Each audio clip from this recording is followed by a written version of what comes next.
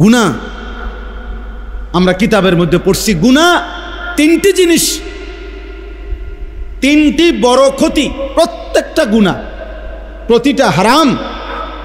নারী, ছবি, জিনা, ব্যভিচার, মদ, জুয়া, সুদ, ঘুষ, কিস্তি, হারাম, নাচ, গান, বাদ্য, অশ্লীলতা, বেহায়াপনা, অসভ্যতা, নোংরামি, আল্লাহর নাফরমানি, তিনটি ক্ষতি ওই ব্যক্তিকে করবেই করবে। এক নাম্বার হলো, প্রথম ক্ষতি হলো হিরমানুত তাআ, গুনাহ মানুষকে নেক আমল থেকে, আল্লাহর ইবাদত থেকে বঞ্চিত করে।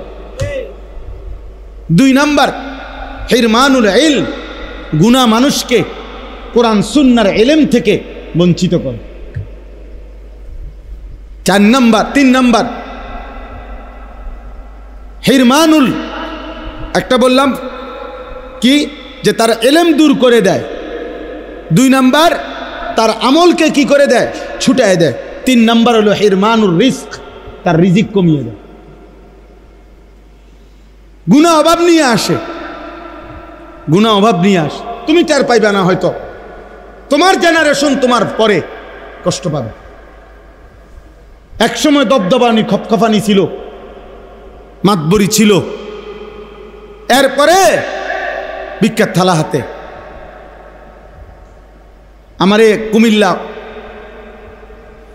এক জায়গায়, এই কুমিল্লার মধ্যে এক জায়গায় আমাকে দেখাইছিল যে হুজুর 70 বছর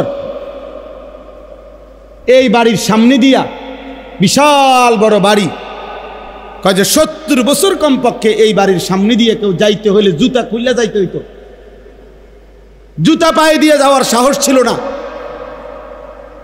কিন্তু আজকে 70 বছর পরে ওই বাড়ি সামনে কয়টা গাছ ছাড়া আর কিছু নাই, এখন কুত্তা ঘুমায়, কুকুর ঘুমায়।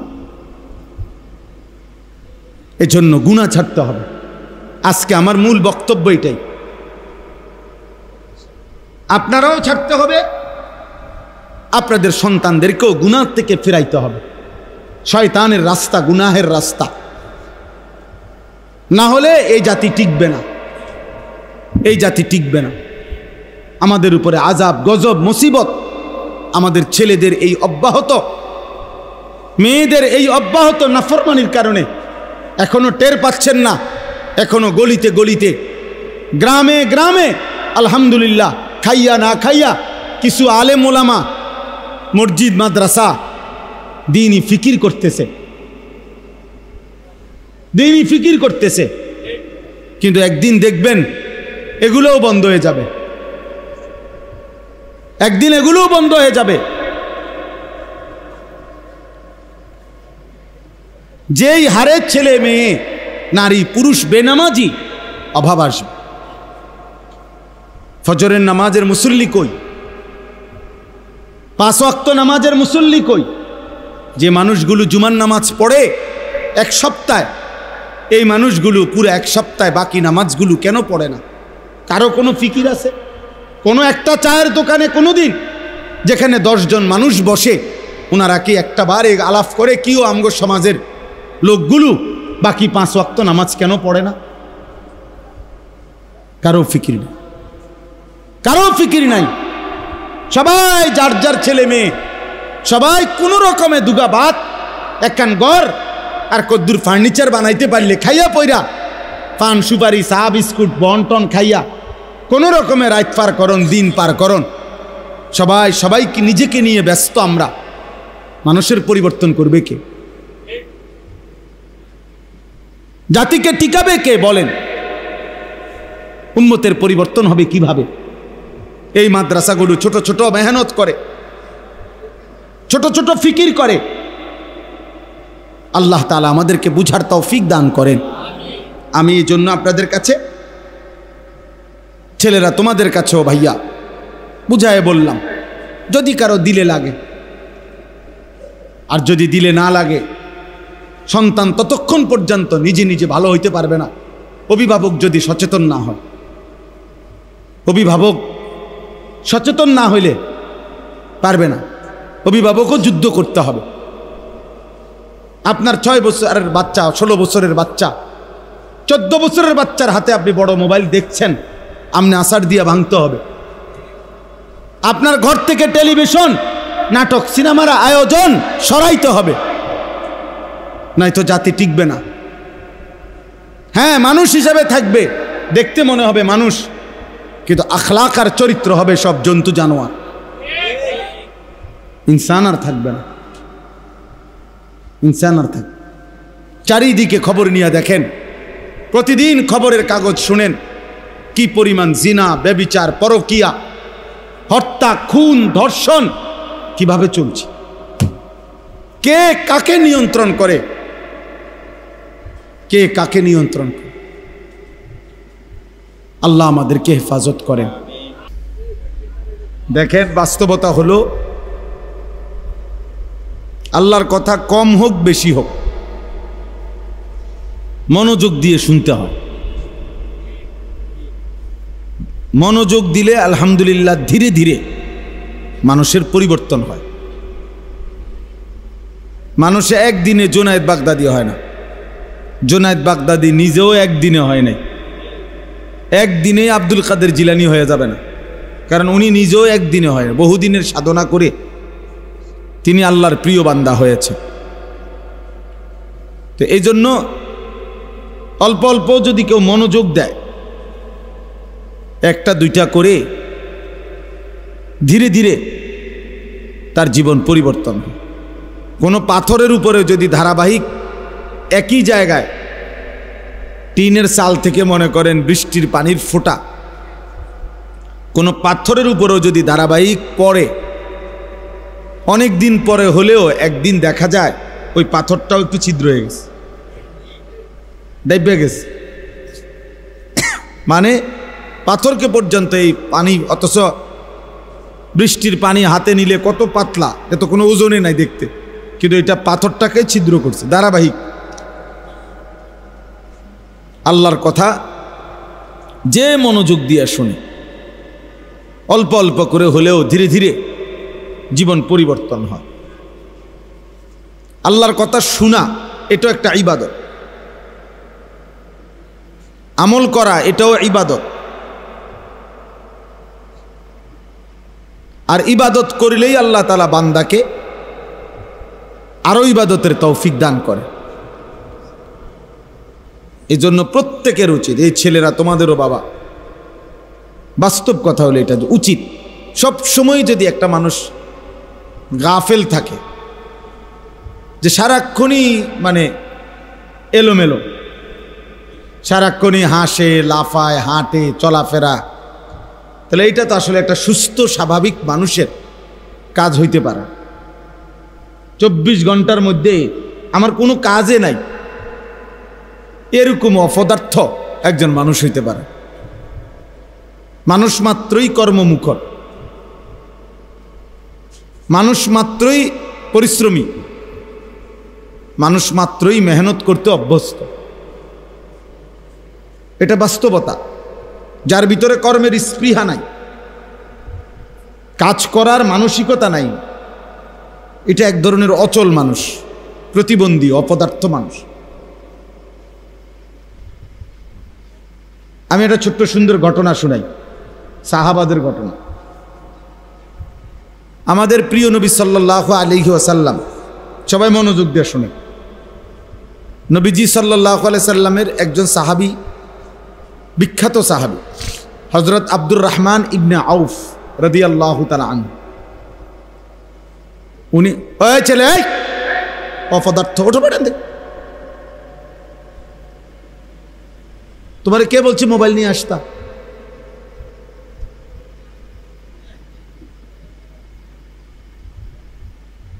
একজনও হাতে মোবাইল ধরে ভিডিও করবেন না। দেখেন তো বাচ্চার চেহারাটা দেখেন, কয় বছরের বাচ্চা, যেই জালেম তার হাতে এই মোবাইল দিয়েছে, ওই সবচেয়ে বড় জালেম। और बाप যদি হয় বাপ জালেম, মা যদি হয় মা জালেম। নিজের আপন সন্তানকে নিজের হাতে জাহান্নামী বানাবার জন্য তুলে দিয়েছে। মস্কারি করে, তামসা করে বসে বসে, ফুলাইন মানুষ সেদিন এক মৌলানা সাহেব বলতেছে, আমার কাছে আশ্চর্য হইয়া কাইন্দা দিছে। উনি কয়, হুজুর মাত্র 6 থেকে 7 বছরের বাচ্চা, সে আরেক বাচ্চারে বড় মোবাইল থেকে শিখাইতেছে যে উলঙ্গ ছবি কেমনে কোন প্রোগ্রামে গেলে বাহির করে, ও এটা জানে, ওরে দেখাইতেছে।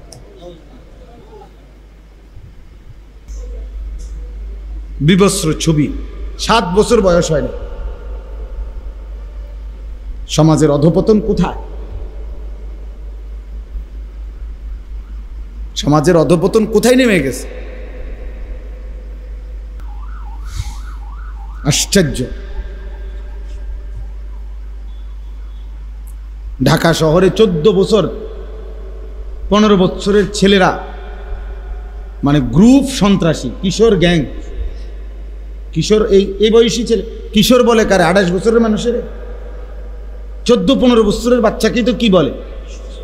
এরা আপনার কিশোর গ্যাং, মানে এদের অত্যাচারে,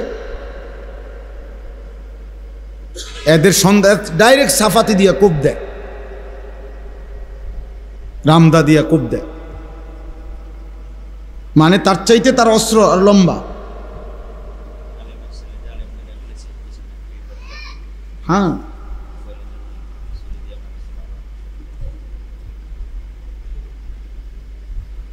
জন্য বাবা আমি আজকেও আমরা কুমিল্লাতে পুরা 17টা উপজেলার আলেমদেরকে নিয়ে মিটিং করছি, জোহর থেকে আসর পর্যন্ত প্রায় 200-250 আলেম নিয়ে পুরা কুমিল্লার। তো সেখানে আমরা আলোচনা করছি, বর্তমানে সবচেয়ে বড় একটি সংকট হলো একজন মানুষ, একজন মুসলমান, একজন মানুষ তার সন্তানকে নিয়ে বর্তমানে সবচেয়ে বেশি পেরেশান। কখন যে কি করে বসে, কখন যে কোন বেইজ্জতিটা করে ফেলে, কখন যে কোন অপমানটা বাবারে বংশেরে শেষ করে দেয় বলা যায়। কে কখন কারে খুন করে ফেলে, মেরে ফেলে, তার কোনো কি নেই। এরকম হালাত অবস্থা। যারা রাজনীতি করে তারা তো রাজনীতি নিয়েই ব্যস্ত, ভোটের হিসাব। যারা পয়সা রোজগার ব্যস্ত, কিন্তু মানুষের আখলাক, নৈতিকতা, চরিত্র, 10-12 বছরের বাচ্চাদের হালাতও আপনারা কোথায় নেমে গেছে কল্পনাও করতে পারবেন। আপনি মনে করেন আরে একটু দুষ্টামি করে, না না না, আমি আজকেও বলছি ওইখানে যে আমাদের এই কিশোর ছেলেরা অনেকে মনে করে যে একটু খারাপ হয়ে গেছে। তো খারাপ হইতে গেছে কইয়া যেই লেভেলের আন্দাজ করে ওনারা ভাবতেছে তার চাইতে 100 গুণ নিচে, 100 গুণ নিচে। আমরাও কই বাচ্চা এটা দুষ্ট, মাদ্রাসা কিতা এতারে গুতা মারে, হয়তো টেবিল গুতা মারছে, তার ভাত খাইয়া লাইছে, বিস্কিট খাইয়া ফেলছে, এই তো দুষ্টামি। সচরাচর আমরা এর দূর হইলে কই বাচ্চা এটা দুষ্ট, এটা তো তেমন কিছু না। এগুলোর তো আপনি কিছুই ধরবেন না। মানে আমাদের ছেলেদের বর্তমান প্রজন্মের গুনার কথা শুনে, ক্লাস 9-এর বাচ্চার পাপের কথা শুনলে আপনি চিৎকার দিয়ে কাঁদবেন।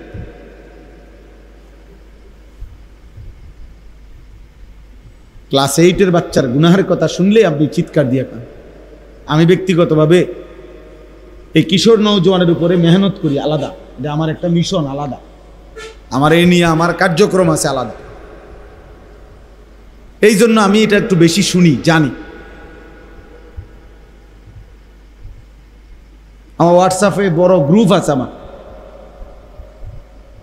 জিম্মাদারি আছে আমার উস্তাদদের, আমার ছাত্র আলেম, যে সমস্ত কিশোর যুবক ছেলে তাদের হালাত শোনায়।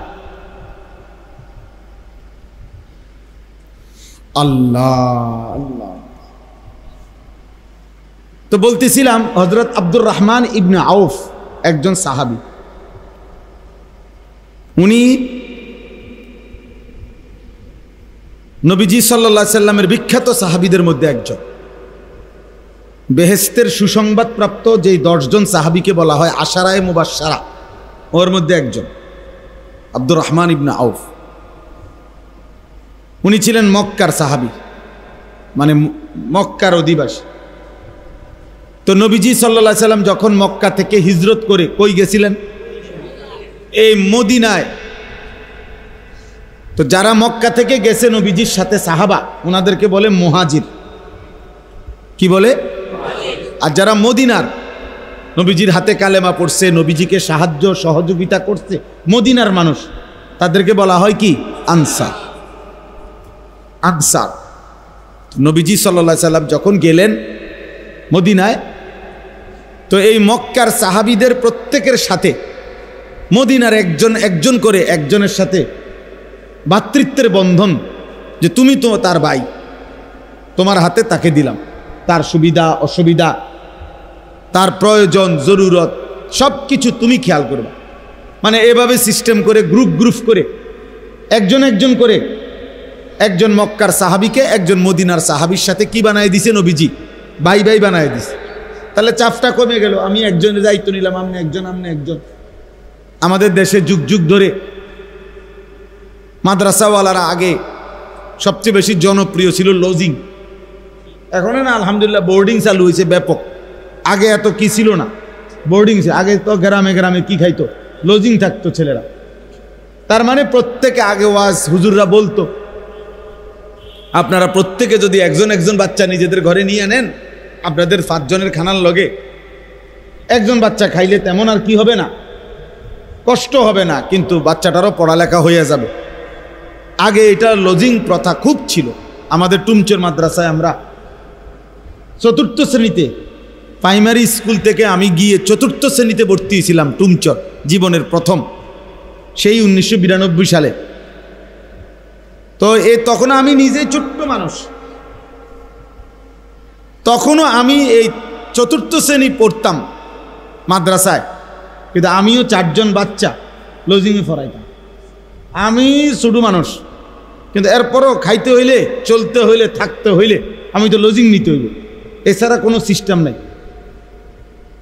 তা আমার মনে আছে, আমার লজিংওয়ালা মাগরিবের পরে বাড়ির থেকে, ঘরের থেকে একটু দূরে ছিল টয়লেট, সুপারি বাগানের কাছে। ওই লজিংওয়ালা মানে লজিং বেটা আর কি, যে বাচ্চাদের বাবা, সবসময় উনি সাথে গেলে তো আমি বাথরুমে যাইতাম। আমি একলা যাইতে সাহস করতাম না, আমি নিজে ছোট ছিলাম, ভয় পাইতাম। উনি আমারে সবসময় ধরে নিয়ে যাইতেন। সুলাইমান ভাই আমার লজিং মাস্টার এখনো জীবিত আছেন আলহামদুলিল্লাহ। আমি এখনো পারিবারিকভাবে ওনার খোঁজ খবর রাখি। উনিও আমারে আপন সন্তানের মতো এখনো আদর করে, সেই ছোটবেলার সুলাইমান ভাই। তো এই জন্য বললাম, এভাবে আর কি একজন করে নবীজি দিয়ে দিছেন। তো এই আব্দুর রহমান ইবনে আউফ, উনি মক্কার সাহাবী। তো উনাকেও নবীজি সাল্লাল্লাহু আলাইহি সাল্লাম মদিনার একজন আনসারি সাহাবীর সাথে ভাই বানায় দিছে। তো আজকে তো মেহমান হিসেবে রাখছে। 1 দিন বা 2 দিন পরে এই মদিনার আনসারি সাহাবী ওই মক্কার সাহাবীকে বলছেন যে, ভাই এই আমার হলো এই খেজুর গাছ, এই হলো আমার বাড়ি এদ্দুর, আমার এই আসবাবপত্র যা আছে সব কিছু আমি তোমাকে অর্ধেক দিয়ে দিলাম, তুমি সব কিছু হিসাব করে অর্ধেক বুঝে নাও, অর্ধেক তোমার অর্ধেক আমার। তো তখন এই সাহাবী আব্দুর রহমান ইবনে আউফ মুচকি হাসি দিয়ে ওই মদিনার সাহাবীকে বললেন যে, আলহামদুলিল্লাহ ভাই, তুমি আমারে দিছো, আমি খুশি, তবে আমার এগুলো এখন লাগবে না, তুমি শুধু আমারে তোমাদের মদিনার বাজার কোন দিকে, বাজারের রাস্তাটা দেখায় দাও, আমার বাজারে নিয়ে চলো। তখন এই মদিনার সাহাবী আনসার ওই আব্দুর রহমান ইবনে আউফকে, যিনি মক্কা থেকে আসছেন, ওনারে মদিনার বাজার দেখাই দিছে। ওইখানে নিয়ে গেছে যে এইটা আমাদের মদিনার বাজার। হযরত আব্দুর রহমান ইবনে আউফ বাজারে গিয়া, তরকারি বাজার যেখানে তরকারি বিক্রি করে, কাঁচা তরকারি, ওইখানে গেছে। পুরাটা হাইটা আগে হিসাব করে চাইছে কার দোকানে তরকারি সবচেয়ে সুন্দর, ফ্রেশ, ভালো, উত্তম তরকারিগুলো কেডা আনছে। তো এরকম একজনদের সিলেক্ট করছে দোকানদার, করে ওনারে বলছে যে ভাই আপনি এই যা মাল আজকে বিক্রির জন্য আনছেন সবগুলোর দাম কত কত দিরহাম হিসাব করে। তো উনি একটা আইডিয়া করে হিসাব করছে, ধরেন 500 টাকা, কথার কথায় ধরে নিলাম যে এখানে 500 টাকার তরকারি। এটা কিন্তু আগে 1450 বছর আগের কথা, তাহলে কাজে 500 টাকাও কইছি তো অনেক। তো ধরে নিলাম আমি 500 টাকা, 500 দিরহাম। তো উনি তখন উনারে বলছেন ভাই আমি আপনার এই তরকারিগুলো 500 দিরহাম দিয়ে কিনলাম, কিন্তু এই তরকারিগুলো ধীরে ধীরে অল্প অল্প করে বিক্রি করতে তো আপনার কমপক্ষে 5-6 ঘন্টা সময় লাগবে। তো এই না আপনি 500 দিরহাম একসাথে পাইবেন, এই না তাহলে আমারে ঠিক ওইটুকু টাইম, 5 বা 6 ঘন্টা টাইম আপনি আমারে দিবেন। ঠিক বরাবর 6 ঘন্টা পরে আইসা আপনার 500 টাকা আপনি আমার থেকে কি করবেন, নিয়ে যাবেন। আমারে শুধু এটুকু সময় দিবেন, এর দূরে। উনি বলছে ঠিক আছে, অসুবিধা কি, আমি বেচতেও তো টাইম লাগতো, তা আমি দিলাম টাইম। তখন উনি বললেন ঠিক আছে, তো আপনি রাজি তো? হ্যাঁ রাজি। তাইলে আপনি এখন ক্যাশ ছাড়েন, মানে দোকান ছেড়ে দেন আমারে তরকারিগুলা, আপনি যান আপনার কাজে। ঠিক এতক্ষণ পরে আপনি 12টা বাজে 1টা বাজে আপনি আইসেন, আইসা আপনার 500 টাকা আপনি নিয়ে যাবেন। এখন হজরত আব্দুর রহমান ইবনে আউফ এবার তরকারি নিয়ে বসছে বিক্রি করতে। এবার ওনার না এগুলা, এখন উনি অল্প লাভে, অল্প একটু লাভ দইরা কাস্টমার আসে ওনার দোকানে, এমনিও তরকারি ভালো, আর ওনার বলার ভঙ্গি এমন সুন্দর ছিল, কাস্টমারের বাপ হইল এনতিকা মাল না কিনা যাইব, মানে বলা এত সুন্দর যে আপনার শূন্যই কি শান্তি কাস্টমার। তো ফলে অল্প সময়ের ভিতরে উনি এই তরকারিগুলো সব কি করে ফেলছে, বিক্রি করে ফেলছে। আর বিক্রি করে ধরেন ওনার 100 টাকা লাভ হয়ে গেছে। তাহলে উনি ওনার টাকা ওনারে দিয়ে দিছে, আর ওনার লাভের 100 টাকা নিয়ে উনি ওই সাহাবীর ঘরে ফিরে আসছে। এভাবে 2 দিন বা 3 দিন চেষ্টা করছে উনি। চেষ্টা করে 2-4 দিনের মাথায় ওনার নিজেরই এবার একটা 500 টাকার মতো পুঁজি হয়ে গেছে। ওই লাভ হইতে হইতে এই টাকা দিয়ে এবার মনে করেন 1 সপ্তাহ পরে উনি নিজেই এবার তরকারি কিনছে, কিনে এবার তরকারি নিয়ে উনি বসছে। এখন উনি কি হয়ে গেল, ব্যবসায়ী হয়ে গেল কিনা। এরপরে এই সাহাবিটাই মদিনার মধ্যে হজরত ওসমানের পরে সাহাবাদের মধ্যে সবচেয়ে বড় বিত্তশালী সাহাবী, ধনী ব্যবসায়ী হজরত আব্দুর রহমান ইবনে আউফ। পরবর্তীতে বিশ্বাস করেন, কিতাবে আছে পরবর্তীতে এই মদিনার বাজারে এমনও দিন গেছে এই আব্দুর রহমান ইবনে আউফের চালান আসতো, মাল মদিনার বাজারে ঢুকতো। তো যেদিন আব্দুর রহমানের চালান আইতো, মাল আসতো বাজারে পুরা, তখন এমনও সময় গেছে 100 উট ধারাবাহিক মাল বোঝাই শুধু আব্দুর রহমান ইবনে আউফের মাল, 100 উটে বোঝাই।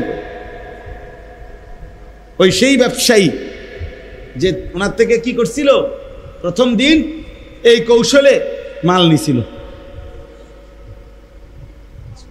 তাহলে আমার বলার উদ্দেশ্য হলো ওই কথাটা আমি বলছি, দিন নাই রাত নাই বাবার উপরে একটা ফোড়ার মতো, বিস্ফোরার মতো অনেক ছেলে এই জালেম মারেও কষ্ট দিতেছে, বাবারেও কষ্ট দিতেছে। শুধু শুধু একটা তাগড়া শরীর, স্বাস্থ্য সুস্থ, কিন্তু হাইওয়ানে সারা দিন মোবাইল টিফা ছাড়া আর কিছু জানেন, আর কিছু কি আর জানেন। যতক্ষণ পর্যন্ত মা বাবার উপরে সম্ভব খাইতে থাকে, অথচ সে ইচ্ছে করলে যেই কোনো ছোট কাজ করতে পারে। আমি ওই দিন বললাম একজনকে, ভাই যে কলমের মধ্যে আপনার কালি ঢুকায়, যে কালি কলম এই বল ফ্যানের ভিতরে, এটা মনে করেন এই কলমটার মধ্যে কালি ঢুকায় যে এগুলা শীষটার ভিতরে, তাহলে এইটা এই মেশিনটা এটা কোনো 10 লাখ টাকার মেশিন না, এটা অল্প কদ্দুর জায়গা হইলেই অল্প কদ্দুর টাকার মেশিন। এটা দিয়ে এ কলম এগুলো কিন না, একজন মানুষ ইচ্ছা করলে কালি ঢুকাইয়া সে তো 50টা দোকানে দিতে পারে। ধীরে ধীরে সে ব্যবসা বাড়বে। তার ক্ষুদ্র ব্যবসা অসংখ্য, পৃথিবীতে অসংখ্য মানুষ ক্ষুদ্র ব্যবসা করে, ছোট ছোট। একদিন ঠিকই দেখা গেছে সে বড় ব্যবসায়ী হয়ে আছে। বর্তমানে রিসাইক্লিং অর্থাৎ পুরাতন মাল, ফেলে দেওয়া মাল, এইটাকে পর্যন্ত পুনরায় আইনা আবার রিপেয়ারিং করে আবার নতুন শিল্প, নতুন মাল গড়ে ওঠে। এই যে আমাদের সমস্ত বোতল, 7 আপ, কোকের যে বোতল, পানীয় আমরা খাই, যে খাইয়া যে ফেলাই দেই বোতল, এগুলো একদল আছে এগুলো কি করে, খুঁজে তালাশ করে এগুলারে আবার কি করে, রিসাইক্লিং করে, আবার পুনরায় এগুলারে মেশিনে একবারে দুমরাইয়া মুসরাইয়া আবার নতুন করে শিল্প, আবার নতুন করে বোতল তৈরি হয়, নতুন কিছু তৈরি হয়।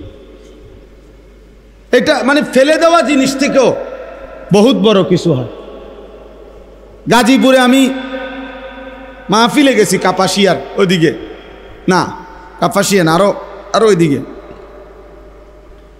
তো এই কিছুদিন আগে, মনে 4 মাস হবে না, 3-4 মাস আগে, তো বললাম যে যেখানে মাহফিলে ওয়াজ করছি, বিশাল এলাকা, ওনারা বললো হুজুর, আমি বললাম আপনারা কি ব্যবসা করেন? জায়গায় জায়গায় দিয়ে গোডাউনের মতো, এগুলো কি? হুজুর আমরা বললাম জুট ব্যবসায়ী। আর এই জুট ব্যবসায়ী কি? আমি বললাম জুট ব্যবসা মানে কি? মানে হলো হুজুর গাজীপুরে হলো বাংলাদেশের বিপুল পরিমাণ গার্মেন্টস ফ্যাক্টরি হলো কোথায়? গাজীপুরে। এই গার্মেন্টসের যে কাপড়, গার্মেন্টসের যেগুলো কাটা কাপড়, গার্মেন্টসে যে পণ্য বানায়, তো কাটা কাপড় আছে না, টুকরা টুকরা, এই ফেলে দেওয়া এই টুকরাগুলো তারা কি করে, সংগ্রহ করে এগুলো জুট মালারি, মানে অতিরিক্ত মাল, এগুলা কাপড়, টুকরা কাপড়। এই টুকরা কাপড়গুলোকে তারা বস্তাবন্দি করে এগুলা বিদেশে আমদানি রপ্তানি করে। এই ব্যবসা করে তারা এখানে বিশাল বাড়ি গাড়ি সব কিছু তারা বছরের পর বছর চলতেছে। তাহলে বলেন, মানুষ যদি মেহনত করতে চায়, আমি এই প্রসঙ্গটা এই জন্য বললাম, আর কথার প্রসঙ্গে উঠছে, আমার খুব আফসোস লাগে, এত সুন্দর সুন্দর ছেলে পেলে 16, 17, 18, 20 বছর, ওমা এটা অপদার্থ, সারাদিন চুল নিয়ে ব্যস্ত, পাগলের মাথা খারাপ, চুল এটারে সারাদিন এরম করস কীর্তি তুই। আরে মাথা খারাপ যে তোর, এইটাকে জানো নি, হে মনে এইটাও জানে না, এর যে মাথা খারাপ এইটাও হে জানে, সেইটাও জানে না, কি করা উচিত এটাও জানে না, দুনিয়াও বোঝে না, আখিরাত তো বুঝেই না। এই জন্য সবসময় এটা বলি আর কি, নাফরমান, পাপী, আল্লাহর অবাধ্য, এ দুনিয়াও বেওকুফ, আখিরাতও বেওকুফ। গাফেল, গাফেল অনেক বড় ক্ষতিকর। গাফলত মানুষকে অকর্মণ্য বানায় দেয়, যার জীবনে কোনো কাজ নাই, সে কিছুই করে না, বসে রয়েছে। আজকে 2 বছর ঘুরে কি গোরকা, বিদেশ যাইতো, বিদেশ যাইতো করে, তো বিদেশ যাইতে কি গরুর লাগেনি? বিদেশ কি বাংলাদেশের ভিতরে নিত গোরকা? বিদেশ তো বিদেশের জায়গায় না, এ ঘুরতেছে, কোনো কাজ নেই, শুধু মোবাইল টিপে আর এই বন্ধুদের সাথে আড্ডা। জামা বদলাইলো, গেঞ্জি বদলাইলো, শার্ট বদলাইলো, চুলের ফ্যাশন বদলাইলো। আফসোসের ব্যাপার, আমাদের প্রজন্ম সব দিক থেকে অকর্মণ্য হয়ে যাচ্ছি। না দুনিয়াবি ক্ষেত্রে আমরা আগাইতে পারছি, আখিরাতের ক্ষেত্রেও আমরা পিছায় যাইতেছি। সব দিকে মনে হয় যেন দুশ্মন কৌশল করে আমাদেরকে বিনোদন, খেলাধুলা, আমাদেরকে নাচ গান, অশ্লীলতা, বেহায়াপনা, অসভ্যতা, এই বেহুদা কাজকর্মে এইভাবে লাগায় দিছে আমাদেরকে সবচেয়ে বেশি। গোটা পৃথিবীতে আপনার আশ্চর্য হবেন, আমেরিকার কোনো বিশ্বমানের ক্রিকেট খেলোয়াড় নাই। বলেন একজন ক্রিকেট খেলোয়াড়ের নাম আমেরিকার নাই। ফুটবল আছে, নাম কেউ আসতে, বিশ্বমানের কোনো আমেরিকান, মানে আমেরিকার ক্রিকেট খেলোয়াড় না। ওরা এত লম্বা সময় দেয় না, ওদের দরকার উপার্জন। ইসরায়েলের উল্লেখযোগ্য কোনো খেলোয়াড়ও নাই, শিল্পী মিল্পি ইতানো নাই। এগুলো নিয়েও তাদের ব্যস্ততার টাইম নেই। তাদের 24 ঘন্টার ফিকির মুসলমান কিভাবে ধ্বংস করবে আর গোটা পৃথিবীর অর্থনীতি কিভাবে নিজেদের হাতে নিবে। এই হলো ইহুদিদের ষড়যন্ত্র। ইহুদিদের ইসরায়েলের যে রাজধানী তেল আবিব, আমি নিজে পড়ছি, পত্রিকার রিপোর্ট হলো ওদের এই রাজধানীতে, এই ইসরায়েলের মাত্র 1 কোটি মানুষ না, তাদের পুরা জনগণ ইসরায়েলের, এ যারা মুসলমানদেরকে প্রতিদিন মারছে, এভাবে নিশ্চিহ্ন করে দিছে। হামাসের মুজাহিদরা, ফিলিস্তিনের মাটির নিচের ওই মুজাহিদরা কাকুতি মিনতি করে মুসলমানদের কাছে দোয়া চাইছে ওরা, যে তাদের অস্তিত্ব নিশ্চিহ্ন করে দিচ্ছে এই ইসরায়েল। অথচ তারা 1 কোটি মানুষ না, 1 কোটি না লোক, 92 থেকে 97 লাখ মাত্র। আমগো ঢাকা শহরে যাত্রাবাড়ি সায়দাবাদ দাঁড়ায় থাকে এত বেশি মানুষ, বিশুদ্ধবারে বাড়িতে ইউনের লাইগা মনে হয় এর চাইতে বেশি মানুষ কি সায়দাবাদ যাত্রাবাড়ি দাঁড়ায় থাকে, গাবতলি দাঁড়ায় থাকে। তাহলে তাদের যে রাজধানী তেল আবিব, তাদের মেইন শহর, এই শহরের নিয়ম হলো এই শহরে কখনো রাত হয় না। মানে কি? মানে হলো আমাদের মনে করেন এখন ঢাকাতে শত শত প্রতিষ্ঠান, কোম্পানি, ব্যাংক, অফিস, সরকারি চাকরিজীবীদের কর্মস্থল আছে না ঢাকায়, কিন্তু এই মুহূর্তে সব বন্ধ। এখন বন্ধ না সব, আবার কালকে সকাল 8টায় হলো কি অফিস, আবার বিকাল 4টার মধ্যে আবার কি ছুটি। কিন্তু ওদের দেশের নিয়ম হলো তাদের রাজধানীতে 24 ঘন্টাই শিফটিং আকারে তাদের অফিস চলে, কর্ম চলে, ডিউটি চলে। অর্থাৎ রাত 12টা হোক আর 2টা হোক, কোনো সময় কাজ কি নাই, বন্ধ নাই। বুঝছেন আপনি হিসাবটা? শিফটে আর কি 8 ঘন্টা পর পুরা শিফট কি হয়ে যায়, বদলায় গেছে, নতুন গ্রুপ কাজ করবে, পরের 8 ঘন্টায় নতুন গ্রুপ কাজ করবে, 3 শিফটে 24 ঘন্টা। বুঝছেন না হিসাবটা? তাহলে ফলে কম লোক বেশি কি করে উপার্জন করে, কম লোক বেশি আয় করে, বেশি আয় করে। এই জন্য ছেলেরা বাবা বুঝতে শিখো, ভাবতে শিখো বাবা। একজন ছেলেও যদি বুঝে থাকো এত অকর্মণ্য, এত অবহেলা বাবা, দুনিয়াও ভালো করবে না, আখেরাতও ভালো করবে না। রাজার ধনও ফুরায় যায়। আমরা কিতাবে পড়ছি, করাচি হজরত কুতবে আলম আরিফ বিল্লাহ হজরত মাওলানা শাহ হাকিম মোহাম্মদ আখতার রহমতুল্লাহ আলাইহি বলছেন, একজন বিশ্ববিখ্যাত বুজুর্গ তিনি ছিলেন পাকিস্তানের।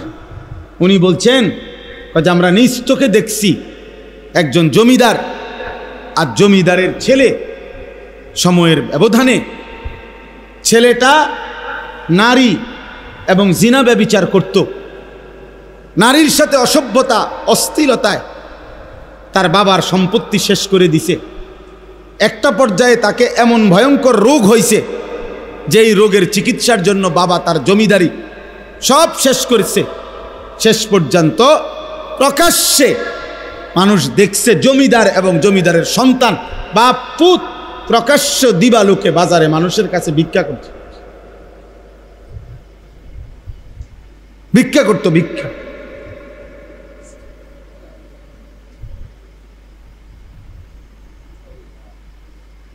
আজকে এখনকার এই ছেলেগুলো শুধু টিক্কা রয়েছে, মনে রাখেন। আমাদের এখনো যে শেষ বয়স্ক লোকের একটা সাইজ এখনো বাকি রয়েছে। এখনো বাপ দাদা যারা এখন যাদেরকে বাবা বলে, দাদা বলে, 40-এর উপরে 50, ওরা কঠোর পরিশ্রম করে বড় হয়েছে। বুঝেন না এমনি কথাটা? মনে করেন এই চাষা আপনাদের আমল, আপনাদের ছোটবেলা অভাব ছিল, গ্রামে গ্রামে অভাব ছিল মানুষের। পানিবাত খাইয়া কি করতে তো সংসারের কাম করছে, পান্তাবাত খাইয়া। আমি তোমার পুরা মনে আছে, আমি নানার বাড়ি দাদার বাড়িতে যে পান্তাবাত খাইছি, মামার লগে ক্ষেতের কোনায় এই ক্ষেত্রুইতে আছে তাগর লগে একসাথে বৈশা মরিচ ভর্তা দিয়ে যে পান্তা ভাত খাইছি, আমার একটা কসম পুরা মনে আছে। তাইলে এরা কঠোর পরিশ্রম করে উনাগর সময়টা ছেলেবেলাটা পার করে আসছে, এখনো আছে উনারা। এই জন্য উনাদের ওই উপার্জনের যা কিছু রয়ে গেছে এগুলো এরা এখন ভোগ করে। কিন্তু এরা যেভাবে এদের বয়সটা পার করতেছে, এদের হাতে যখন পরবর্তী আরেকটা জেনারেশন হবে আগামী 20 থেকে 30 বছরের ব্যবধানে, এরা যখন বয়স্ক হয়ে যাবে 40, 50, 60 বছরের, তখন বুঝবেন অভাব কাকে বলে।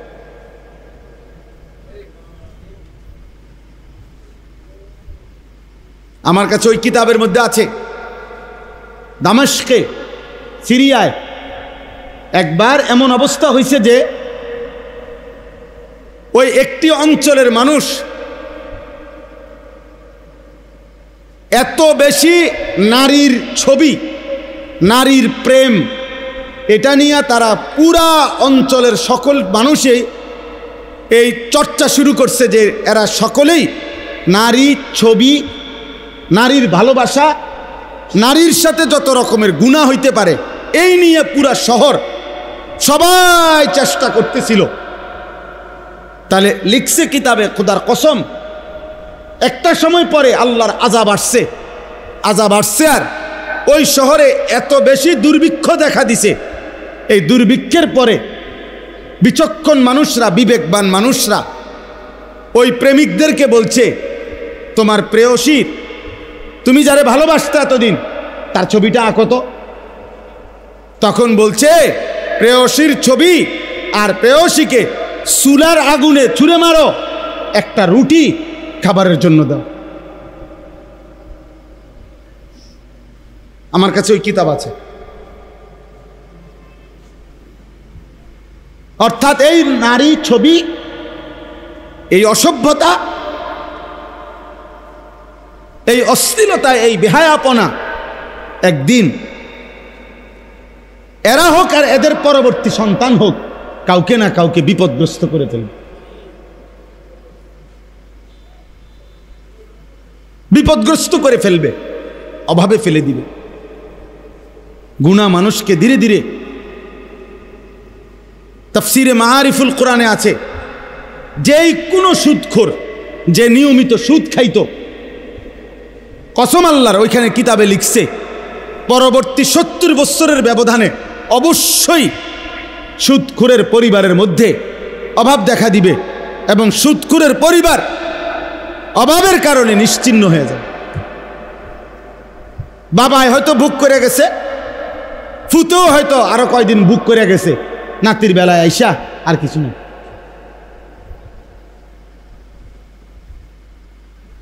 বাংলা ভাষায় একটা কবিতা আছে, এক পুরুষে যোগায় ধন, এক পুরুষে খায়, আরেক পুরুষ আইসা দেখে খাবার কিছু নাই, আমার 3 পুরুষ। এটা গানও আছে, কবিতাও আছে। 3 পুরুষ বোঝেন না? মনে করেন আমরা 3 পুরুষ, আমার দাদা, আমার আব্বা, আমি, তাহলে আমরা কয় পুরুষ হলো? এরকম আর এক পুরুষে যোগায় ধন, এক পুরুষে খায়, আরেক পুরুষ আইসা দেখে খাবার কিছু নেই। গুনাহ আমরা কিতাবের মধ্যে পড়ছি, গুনাহ 3টি জিনিস, 3টি বড় ক্ষতি, প্রত্যেকটা গুনাহ, প্রতিটা হারাম। নারী ছবি, জিনা, ব্যভিচার, মদ, জুয়া, সুদ, ঘুষ, কিস্তি, হারাম, নাচ গান, বাদ্য, অশ্লীলতা, বেহায়াপনা, অসভ্যতা, নোংরামি, আল্লাহর নাফরমানি, 3টি ক্ষতি ওই ব্যক্তিকে করবেই করবে। 1 নাম্বার হলো, প্রথম ক্ষতি হলো হিরমানুত তাআ, গুনাহ মানুষকে নেক আমল থেকে, আল্লাহর ইবাদত থেকে বঞ্চিত করে। 2 নাম্বার হিরমানুল ইলম, গুনাহ মানুষকে কোরআন সুন্নাহর ইলম থেকে বঞ্চিত করে। 3 নাম্বার হিরমানুল, একটা বললাম কি, যে তার ইলম দূর করে দেয়। 2 নাম্বার তার আমলকে কি করে দেয়? ছুটায় দেয়। 3 নাম্বার হলো হিরমানুর রিজক, তার রিজিক কমিয়ে দেয়। গুনাহ অভাব নিয়ে আসে, গুনাহ অভাব নিয়ে আসে। তুমি টের পাইবে না, হয়তো তোমার জেনারেশন তোমার পরে কষ্ট পাবে। একসময় দবদবানি খপখপানি ছিল, মাতবরি ছিল, এরপরে বিখ্যাত থালা হাতে। আমারে কুমিল্লা এক জায়গায়, এই কুমিল্লার মধ্যে এক জায়গায় আমাকে দেখাইছিল যে হুজুর 70 বছর এই বাড়ির সামনে দিয়া, বিশাল বড় বাড়ি, কয় যে 70 বছর কমপক্ষে এই বাড়ির সামনে দিয়ে কেউ যাইতে হলে জুতা খুললে যাইতে হইতো, জুতা পায়ে দিয়ে যাওয়ার সাহস ছিল না। কিন্তু আজকে 70 বছর পরে ওই বাড়ি সামনে কয়টা গাছ ছাড়া আর কিছু নাই, এখন কুত্তা ঘুমায়, কুকুর ঘুমায়। এজন্য গুনাহ ছাড়তে হবে। আজকে আমার মূল বক্তব্য এটাই, আপনারাও ছাড়তে হবে, আপনাদের সন্তানদেরকেও গুনাহ থেকে ফিরাইতে হবে। শয়তানের রাস্তা গুনাহের রাস্তা, না হলে এই জাতি টিকবে না, এই জাতি টিকবে না। আমাদের উপরে আযাব গজব মুসিবত, আমাদের ছেলেদের এই অব্যাহত, মেয়েদের এই অব্যাহত নাফরমানির কারণে এখনো টের পাচ্ছেন না। এখনো গলিতে গলিতে, গ্রামে গ্রামে আলহামদুলিল্লাহ খাইয়া না খাইয়া কিছু আলেম ওলামা মসজিদ মাদ্রাসা দ্বীনি ফিকির করতেছে, দ্বীনি ফিকির করতেছে। কিন্তু একদিন দেখবেন এগুলোও বন্ধ হয়ে যাবে, একদিন এগুলোও বন্ধ হয়ে যাবে। যেই হারে ছেলে মেয়ে নারী পুরুষ বেনামাজি, অভাব আসবে। ফজরের নামাজের মুসল্লি কই? 5 ওয়াক্ত নামাজের মুসল্লি কই? যে মানুষগুলো জুমার নামাজ পড়ে এক সপ্তাহে, এই মানুষগুলো পুরো এক সপ্তাহে বাকি নামাজগুলো কেন পড়ে না? কারো কোনো ফিকির আছে? কোনো একটা চায়ের দোকানে কোনো দিন যেখানে 10 জন মানুষ বসে, ওনারা কি একটা বার আলাপ করে কিও আমগো সমাজের লোকগুলো বাকি 5 ওয়াক্ত নামাজ কেন পড়ে না? কারো ফিকির নেই, কারো ফিকির নাই। সবাই যার যার ছেলে মেয়ে, সবাই কোনো রকমে দুগা ভাত, একখান ঘর আর কদ্দুর ফার্নিচার বানাইতে পারলে খাইয়া পইরা, পান সুপারি চা বিস্কুট বন্টন খাইয়া কোনো রকমে রাত পার করন, দিন পার করন। সবাই সবাইকে নিজেকে নিয়ে ব্যস্ত। আমরা মানুষের পরিবর্তন করবে কে? জাতিকে টিকাবে কে? বলেন। উম্মতের পরিবর্তন হবে কিভাবে? এই মাদ্রাসাগুলো ছোট ছোট মেহনত করে, ছোট ছোট ফিকির করে। আল্লাহ তাআলা আমাদেরকে বুঝার তৌফিক দান করেন। আমি এই জন্য আপনাদের কাছে, ছেলেরা তোমাদের কাছেও ভাইয়া বুঝায় বললাম, যদি কারো দিলে লাগে,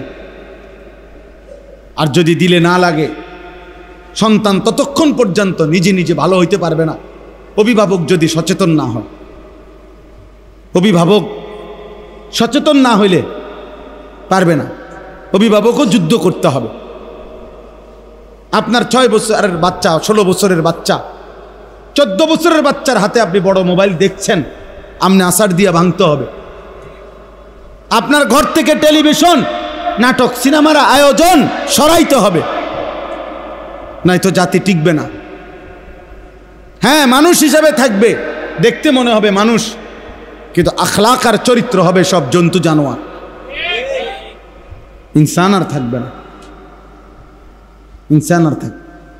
চারিদিকে খবর নিয়ে দেখেন, প্রতিদিন খবরের কাগজ শুনেন কি পরিমাণ জিনা, ব্যভিচার, পরকিয়া, হত্যা, খুন, ধর্ষণ কিভাবে চলছে। কে কাকে নিয়ন্ত্রণ করে? কে কাকে নিয়ন্ত্রণ করে? আল্লাহ আমাদেরকে হেফাজত করেন। আমি এই আয়াতটাই পড়ছি, এই আয়াতটাই আমি আপনাদের সামনে পেশ করতে চাই। আল্লাহ তাআলা বলেন, ইয়া আইয়ুহাল্লাযীনা আমানু, হে ঈমানদারগণ, লা তাত্তাবিউ খুতুওয়াতিশ শাইতান, তোমরা শয়তানের পথ অনুসরণ করো না। আল্লাহ তাআলা বলছে, হে আমার মোমেন বান্দা, আমি কিন্তু তোমাকে ঈমান দিয়েছি, তুমি ঈমানদার, আমি তোমাকে জান্নাত দিতে চাই। আর জান্নাত পেতে হলে গুনার রাস্তা ছাড়তে হবে, শয়তানের রাস্তা ছাড়তে হবে। শয়তানের রাস্তা মানেই হচ্ছে গুনাহের রাস্তা। যেখানেই গুনাহ সেখানেই শয়তান, যেখানেই শয়তান সেখানেই গুনাহ। গুনাহ লা তাত্তাবিউ খুতুওয়াতিশ শাইতান, আল্লাহ তাআলা বলছেন গুনাহের রাস্তা অনুসরণ করো না। ওয়ামান ইয়াত্তাবি' খুতুওয়াতিশ শাইতান ফাইন্নাহু ইয়া'মুরু বিল ফাহশাই ওয়াল মুনকার। আল্লাহ তাআলা বলেন, যে তোমাদের মধ্যে গুনার রাস্তা, শয়তানের রাস্তা অনুসরণ করবে, তো মনে রেখো তুমি শয়তান তার অনুসারীদের সাথে চলবা, গুনার পথে যাইবা, তো শয়তান তোমাকে প্রতি মুহূর্তে দুই জিনিস করতে বলবে। এক, নারীর সাথে অশ্লীলতা। দুই, অন্যান্য যাবতীয় গুনাহ। শয়তানের প্রথম চেষ্টা কি? একেবারে মনে রাখবেন, এটা গুরুত্বপূর্ণ, কোরআন শরীফে বারবার আছে। 90 বছরের বুড়া হোক আর 9 বছরের বাচ্চা হোক, শয়তান প্রথম কোন গুনাহ করাইতে চায় মানুষকে দিয়ে? প্রথম গুনাহ করাইতে চায় নারীকে কেন্দ্র করে, নারীকে কেন্দ্র করে। এটারই বলে ফাহশা, জিনা এবং তার সাথে প্রাসঙ্গিক আনুষঙ্গিক সবকিছু। কোরআন শরীফে কথা বারবার আছে, আশ-শাইতানু ইয়াইদুকুমুল ফাকরা ওয়া ইয়া'মুরুকুম বিল ফাহশা। আল্লাহ বারবার বলছে। এই জন্য দেখেন 90 বছর, 80 বছর, 70 বছরের বুড়া, চা দোকানে, টেলিভিশন চলে, নাটক, সিনেমা, রাক্ষসের মতো বুড়া, শরীরের মধ্যে একটা জোড়াজারি নাই, কিন্তু এখনো নারী দেখে, নাচ গান দেখে, নর্তকীর ছবি দেখে। কারণটা কি? কারণটা কি? শয়তান নারীর আকর্ষণ থেকে বুড়ারও ছাড়ে না, বাচ্চারও ছাড়ে না, বাচ্চাকেও ছাড়ে না। এইটা আল্লাহ এখানে বলছে, শয়তানের প্রথম চেষ্টা, আমাকে হোক আপনাকে হোক, হুজুর হোক পাবলিক হোক, সবাইরে দিয়া নারীর গুনাহ করাইতে চায়, নারীর গুনাহ করাইতে চায়। ফাহশা, হ্যাঁ হ্যাঁ, অসংখ্য। সেদিন আমাকে একজন বলল, যুবক ছেলে, প্রতিষ্ঠান থেকে তার নাম কাইটা দিছে, সে না সরি তাকে প্রতিষ্ঠান থেকে শাসন করছে, মোবাইল রাইখা দিছে তার। সে প্রিন্সিপালের কাছে গিয়া বলতেছে, আমার মোবাইলটা আমারে দিয়ে দেন, আমি আপনাদের এখানে পড়বো না। তারপরেও আমার মোবাইল আটকায় রাখতে পারতেন না। আমি প্রয়োজনে প্রতিষ্ঠান ছেড়ে দিলাম, পড়ালেখা ছেড়ে দিলাম, কিন্তু আমার মোবাইল থেকে আমার বিচ্ছিন্ন করলে আমি আত্মহত্যা করব। ও মা ছেড়ে দিতে রাজি, ও বাপ ছেড়ে দিতে রাজি। আশ্চর্য হবেন, আশ্চর্য হবেন, বহু পাঞ্জাবিওয়ালা শতবার প্রতিষ্ঠান বদলাইছে মোবাইলের আসক্তির কারণে।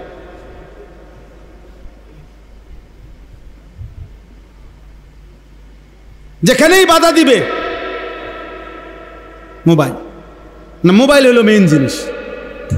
এটা যেখানে নিরাপদে চালাইতে পারবো আমি সেখানে আছি।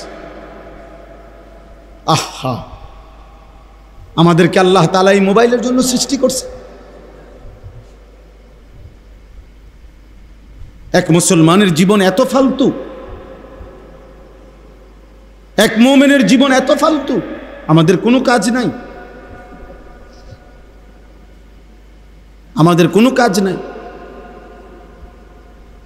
সারা পৃথিবীর মজলুম মুসলমান আহাজারি করছে যে হায় যুবক,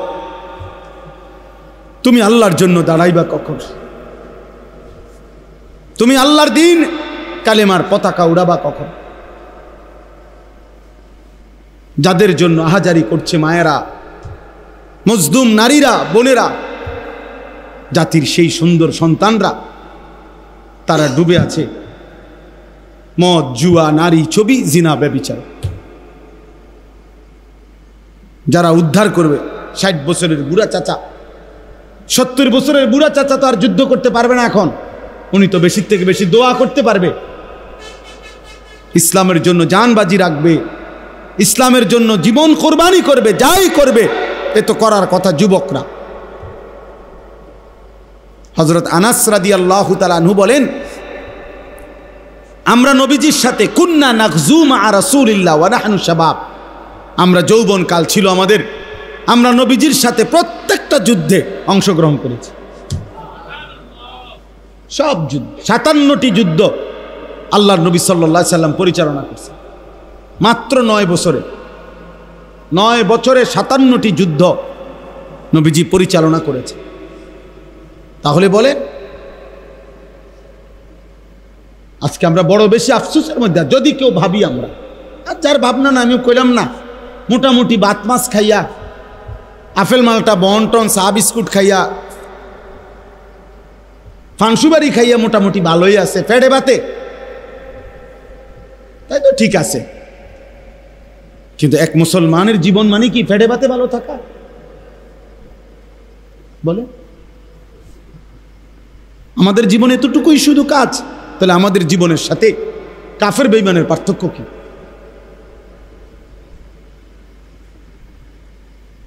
পার্থক্য কি? এই সমাজের পিছিয়ে পড়া মানুষগুলোকে কে ফিরাবে? পার্বত্য চট্টগ্রামের 3টা জেলায় বাংলাদেশের 10 ভাগের 1 ভাগ, রাঙ্গামাটি, খাগড়াছড়ি, বান্দরবন, গোটা বাংলাদেশের 10 ভাগের 1 ভাগই হলো এই 3 জেলা, আর বাকি 9 ভাগ হলো 63 জেলা। তাহলে কত বড় ওইটা? এটা পুরাটা আপনার প্রতিদিন প্রতি ঘন্টায় সেখানে খ্রিস্টানরা ওই অঞ্চলের মানুষগুলোকে খ্রিস্টান বানাচ্ছে, খ্রিস্টান মিশনারি। উত্তরবঙ্গে 8টা জেলা, রংপুর বিভাগে। আমি গত বছর দিনাজপুরে 1 চিল্লা পুরা সময় লাগাইছি তাবলীগের সফরে দিনাজপুরে, আমি নিজ চোখে দেখছি। পুরা 40 দিন ছিলাম উত্তরবঙ্গে,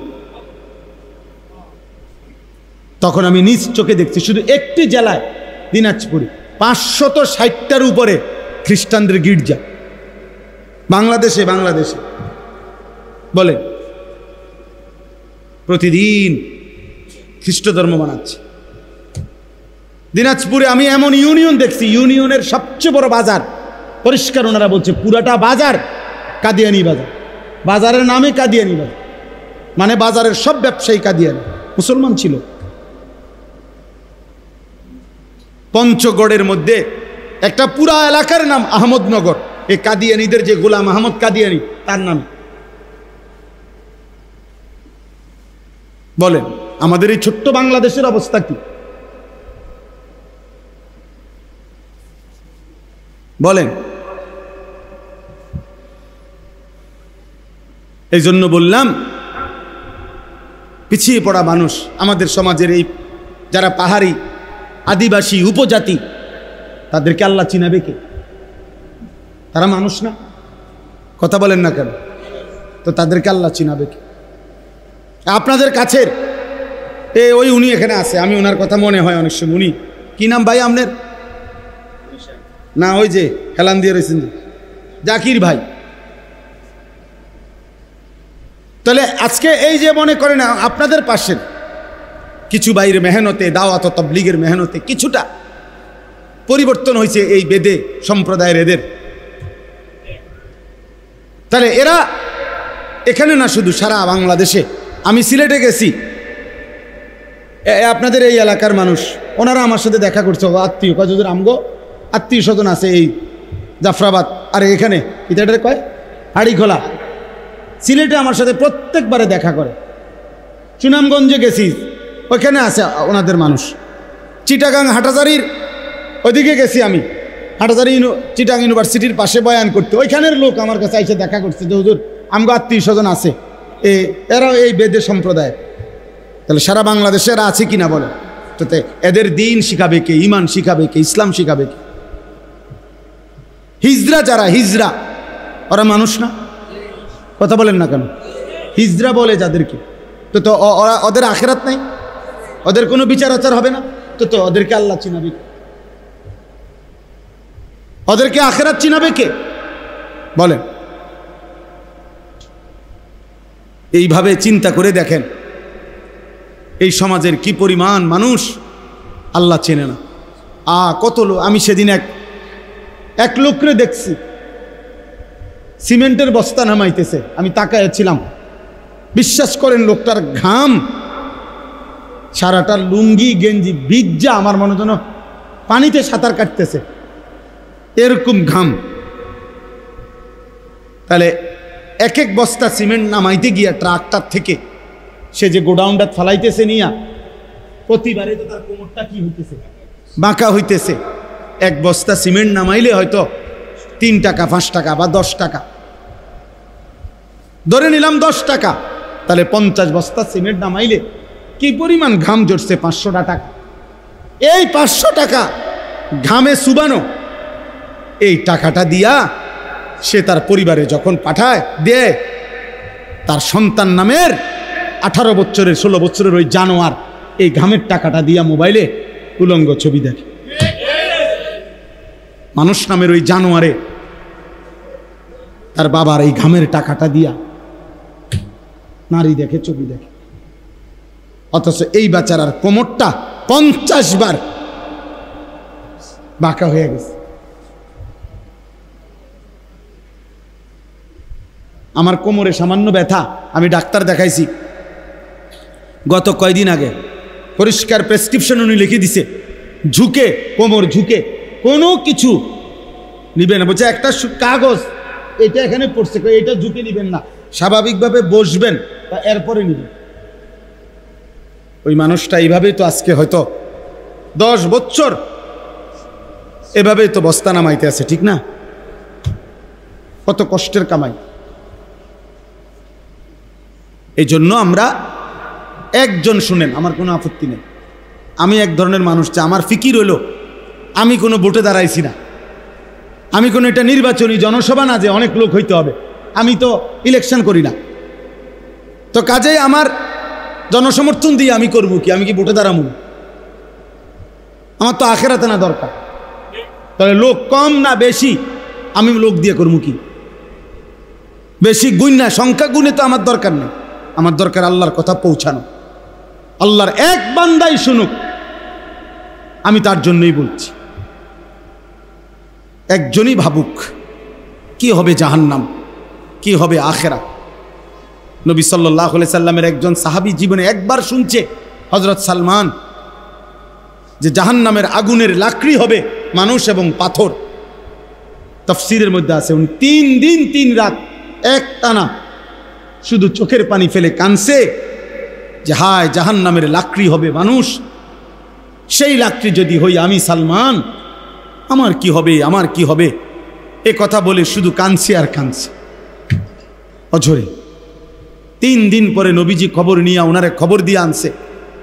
নবী সাল্লাল্লাহু আলাইহি সাল্লাম জিজ্ঞাসা করছে, সালমান কি হয়েছে তোমার?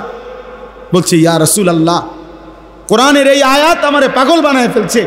ওয়াকুদুহান নাস ওয়াল হিজারা, আল্লাহ যে বলছে জাহান্নামের আগুনের লাকড়ি হবে মানুষ এবং পাথর, সেই পাথর আরে মানুষ যেটা জাহান্নামে ফেলবে, সেটা যদি হই আমি সালমান, আমি সেই আগুনে টিকবো কেমনে?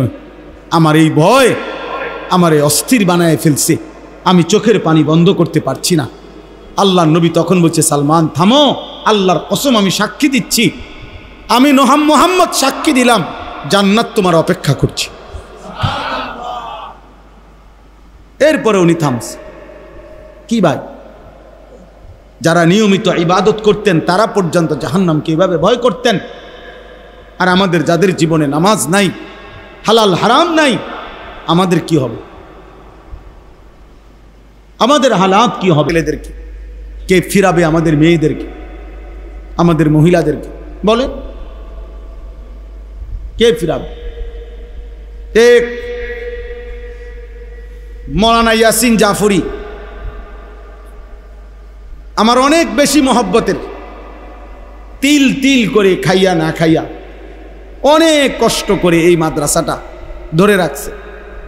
কত সময় আইসা আমার কাছেও যখন আইসা হালাত বলে, আমার মাঝে মাঝে মন চায়, কত সময় আমি বলি মন চায়, মাঝে মাঝে বাদ দেন, বন্ধ করে দেন, আর কতক্ষণ করবেন, কি করবেন, কুলাইতে পারে না।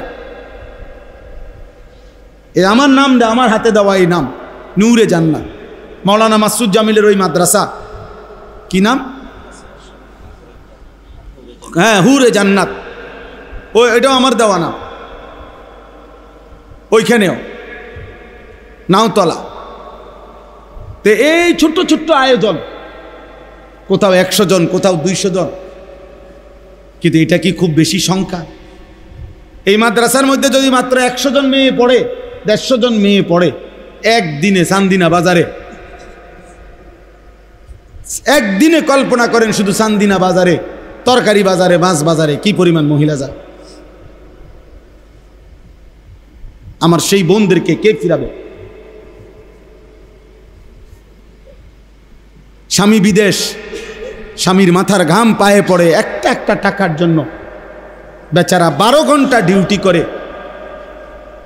16 ঘন্টা ডিউটি করে এই কলজার মধ্যে বাইন্দা টাকাগুলো বাড়িতে পাঠায়।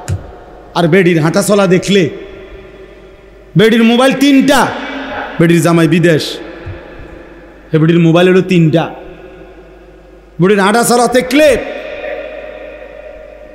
পোশাকের বাহার দেখলে মনে হয় যেন উনি পুরা গ্রাম চুক্তি না চাইতে আছে। হ্যাঁ, যদি কেউ ভালো তো ভালো, আমি তাকে বলি না। আর যদি কোনো অসৎ নারী হয় যে তার স্বামীর পবিত্র আমানত খেয়ানত করছে, ওই অসভ্য নারী রাগ হইলে আমার অসুবিধা কি?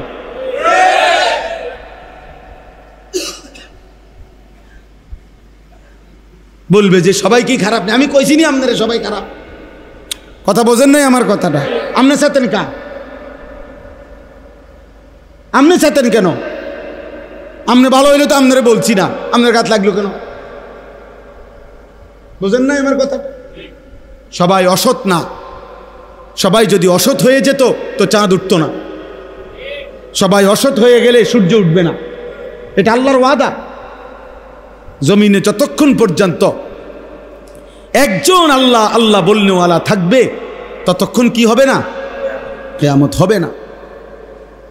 তাহলে সবাই যখন, হাদিসে আছে, একই সময়ে সকলেই যখন অসৎ হয়ে যাবে, শিরারুল খালক, নিকৃষ্ট, তখন ইসরাফিল ফু দিবে। মানে এমন একটা সময় হবে যখন আর একটা লোক আল্লাহ এটা আর বলে না।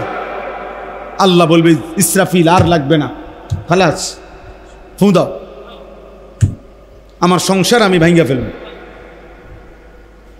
আমার সংসার আমি গুটায় ফেলব, দাও ফু লাগাও। ইদাস সামাউন ফাতারাত ওয়া ইদাল কাওয়াকিবুন তাসারাত। রব্বুল আলামিন বলে আসমান কাচের মতো চুরচুর করে ভাঙবে, তারকারাজিগুলো খসে খসে পড়বে। ওয়া ইদাল বিহারু ফুজ্জিরাত, সাগর নদী সব জায়গার পানিগুলো টকবক করে উতরাইতে উতরাইতে গরম পানির মতো বাষ্প আকারে শূন্যে মিলায় যাবে। পৃথিবীর কোথাও আর পানির অস্তিত্ব থাকবে না, আসমান আর জায়গায় থাকবে না, তারকারাজি খসে পড়ে যাবে। অজুমিয়া শামসু ওয়াল কামার, সূর্য চন্দ্র এক হয়ে যাবে। ফাইজা বারিকাল বাসার, মানুষের চোখ উল্টে যাবে। প্রতিটা মানুষ চিৎকার করবে আর বলবে ইয়াউমা ইদিন আইনাল মাফার। একজন আরেকজনকে চিৎকার করে বলবে বন্ধু পালাবো কোথায়?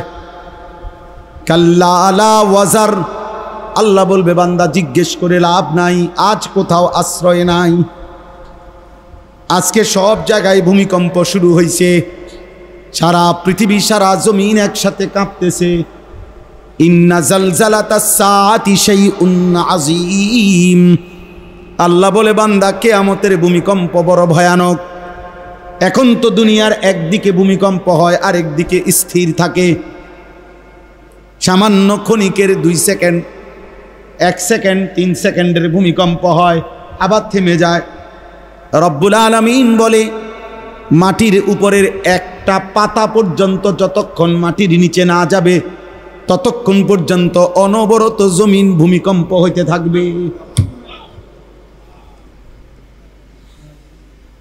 ইয়া আইয়ুহান নাস ইত্তাকু রাব্বাকুম, আল্লাহ বলে মানুষ আল্লাহকে ভয় করো, ইন্না জালজালাতাস সাআতি শাইউন আযীম, কিয়ামতের ভূমিকম্পরে বান্দা বড় ভয়ানক। ইয়াউমা তারাউনাহা তাদহালু কুল্লু মুরদিআতিন আম্মা আরদাত, আল্লাহ বলেন সেদিন যেই মা তার বুকের স্তন থেকে সন্তানকে দুধ খাওয়াচ্ছিল, ইসরাফিল ফু দিবে, জমিনে কিয়ামতের ভূমিকম্প শুরু হবে, আর মা তার দুধের বাচ্চাটাকে ছুঁড়ে ফেলে দিবে। কোরআন শরীফের আয়াত, ওয়াতাদাউ কুল্লু যাতি হামলিন হামলাহা, যে মায়ের পেটের বাচ্চা 9 মাস পূর্ণ হয়ে গেছে, আর হয়তো একদিন অর্ধেক দিন কিছুক্ষণ পরে হয়তো বাচ্চা প্রসব হইতো, ইসরাফিল তখনও ফু দিবে, আর জমিনের কম্পনে ওই মা পাগলের মতো ছুটবে। আল্লাহ বলেন বাচ্চাটা গর্ভের সন্তান নিজে নিজে বের হয়ে পড়ে যাবে, মা ফিরেও দেখবে না, বাঁচলো না মরলো, ছেলে না মেয়ে হলো। ওয়াতারান্নাসা সুকারা, আল্লাহ বলে সবগুলো মানুষ মাতাল মাতাল হয়ে যাবে। ওয়াতারান্নাসা সুকারা, যুবকও পাগল হবে, বৃদ্ধ পাগল হবে। দাদাও বলবে নাতি যাব কই, নাতিও বলবে দাদা যাব কই। সবাই বলবে কারোই তো ঠিকানা জানা নাই। ওমা হুম বিসুকারা, আল্লাহ বলে বাস্তব কথা হলো একটা লোকও পাগল হয় নাই, মাতাল হয় নাই। তো বলে তো এভাবে দৌড়ায় কেন, এরম চিৎকার করছে কেন? আল্লাহ বলে ওয়ালাকিন্না আযাবাল্লাহি শাদীদ, বরং আল্লাহর আযাব যে বড় ভয়ঙ্কর এটা সব বুঝে ফেলেছে নাফরমানরা। ওরা বুঝে ফেলেছে এটা আল্লাহর আযাব বড় কঠিন, এখন আল্লাহ ধরবে। আল্লাহ বলছেন আমি কিন্তু বান্দা রহমান, আবার আমি আল্লাহ যুন্তিকাম, আমি কিন্তু প্রতিশোধ গ্রহণকারী, আমি প্রতিশোধ নেব, প্রতিশোধ। আমার একটা একটা লোকমা খাবারের হিসাব নেব, আমার একটা একটা নিঃশ্বাসের হিসাব নেব, আমার একটা একটা সেকেন্ডের হিসাব নেব। খোদার কসম, সুম্মা লা তুসআলুন্না ইয়াওমাইদিন আনিন নাঈম, একটা একটা নেয়ামত সম্পর্কে আমি আল্লাহ জিজ্ঞেস করব। ফাওয়ারাব্বিকা লানাসআলান্নাহুম আজমাইন, আল্লাহ বলে কসম, আমি আল্লাহ নিজের কসম করে বলছি বান্দা সকলকেই কিন্তু আমি জিজ্ঞেস করব। ইন্নাস সামআ ওয়াল বাসারা ওয়াল ফুআদা কুল্লু উলাইকা কানা আনহু মাসউলা, আল্লাহ বলে নিশ্চয়ই কান, চোখ, দিল, অন্তরকে পর্যন্ত প্রশ্ন করা হবে। হে দিল তুমি কি ভেবেছ, হে কান তুমি কি শুনেছ, হে চোখ তুমি কি দেখেছ। আল্লাহ বলেন ইন্না রাব্বাকা লাবিল মিরসাদ, শুনে নাও বান্দা তোমার রব আল্লাহ তীক্ষ্ণভাবে তোমার প্রতি দৃষ্টি রাখছেন, একটা সুতা তোমার নড়াচড়া তিনি খেয়াল রাখছেন। আল্লাহ বলছেন ইয়ালামু খাইনাতাল আয়ুনি ওয়া মা তুখফিস সুদূর, চোখের খেয়ানত মানে চোখের গুনাহ বান্দা আমি জানি, অন্তরের মধ্যে যা লুকিয়ে রেখেছ তাও জানি। আয়াহসাবু আল্লান ইয়াকদিরা আলাইহি আহাদ, আল্লাহ বলে বান্দা তুমি কি ভেবেছ তোমার উপরে কারো কোনো ক্ষমতা নাই? কেমনে এত নিরাপদ মনে করছো? এত মিথ্যা, এত চুরি, এত ডাকাতি, এত জিনা, এত ব্যভিচার, এত নারী, এত ছবি, এত সুদ, এত ঘুষ, এত কিস্তি, এত ওজনে কম দেওয়া, এত বাটফারি কেমনে শিখলা? কি বুঝে করতেছ? আল্লাহ যেন ওই মাকে, বোনকে বলছে কোন বুঝে মা এতটা বেপর্দা হইলি? নারী এত রং এত রূপ, এই যৌবন এত পুরুষকে দেখাইয়া কয়জন পুরুষ তোমার দরকার? এত বেড়াই দেখাও কা? অসভ্য নারী এত পুরুষ দেখাও কেন? বেহায়া নারী এত পুরুষ দেখাও কেন? কয়টা পুরুষ দরকার তোমার? এত বেড়াই দিয়ে তুমি করবা কি?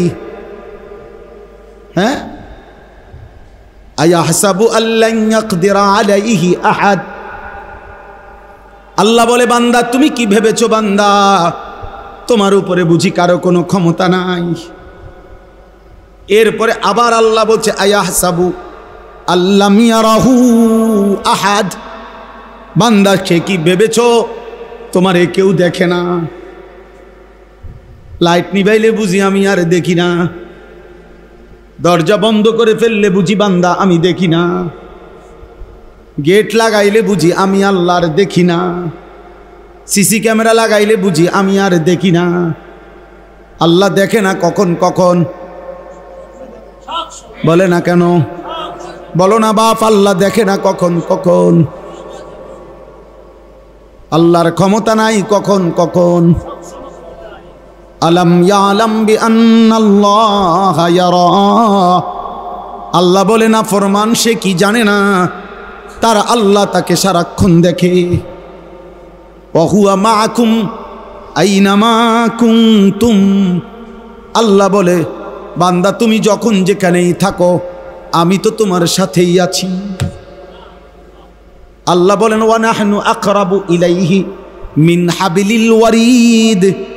তোমার গর্দানের সাথে যেই রগ যেটা ছিঁড়ে গেলে তুমি মরে যাইবা তৎক্ষণাৎ, আমি আল্লাহ তোমার সেই রগের চাইতেও কাছাকাছি।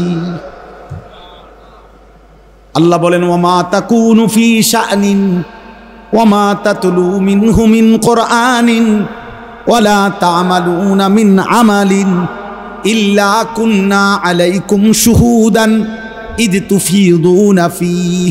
আল্লাহ বলে বান্দা তুমি যখন যেখানেই থাকো, তুমি আমার কোরআন যখন যেটুকুই পড়ো, তুমি যখন যেই আমলই করো, যখনই আমল করো, যখনই ভালো কিংবা মন্দ করতে থাকো, আমি কিন্তু তোমার সামনেই উপস্থিত থাকি।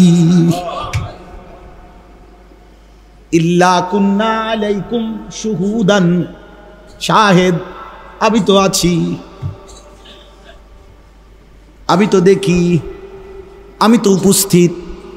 কেমনে আড়াল করবা? ওমা ইয়াযুবু আর রাব্বিকা মিন মিসকালি দাররাতিন। আল্লাহ বলে তোমার রবের দৃষ্টি থেকে এক বিন্দু পরিমাণ গোপন থাকবে না। আল্লাহ মাফ করে দেন, মাফ করে। চলুন ভাই ভাবতে শিখেন। একজনই ভাবেন কোন ভরসায় মিথ্যা বলি, কোন ভরসায় হারাম খাচ্ছি, কোন ভরসায় ছেলেরা এই পরিমাণ গুনাহ করছে। মা বাবা বংশ পরিবার আল্লাহ রসুল দিন শরীয়ত ইসলাম কোরআন ধর্ম কিচ্ছু মানে না, কিচ্ছু মানে, কিচ্ছু মানে। এমন গোলাম নফসের শাহওয়াতের। মহিলাদের বেপরদিগি দেখলে মনে হয় যেন নিজের রূপ আর যৌবন দেখাইতে পাগল হয়ে আছে। কতভাবে সাজে, কত ঢঙ্গে সাজে।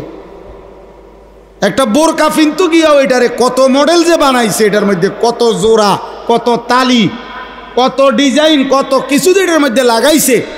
শেষ পর্যন্ত এইটাই হয়ে গেছে আরেকটা ফ্যাশনেবল কাপড়। এটার মধ্যে আরো 13 আইটেমের ডিজাইন লাগাইয়া তো আর এটা বোরকা হইল কই? বোরকাই তো দেওয়া হয়েছিল শরীর ঢাকার জন্য। এখন বোরকাই যদি হয় এত আকর্ষণীয়, তো বেড়ায় তো ঘাস খাইয়ে লাইল।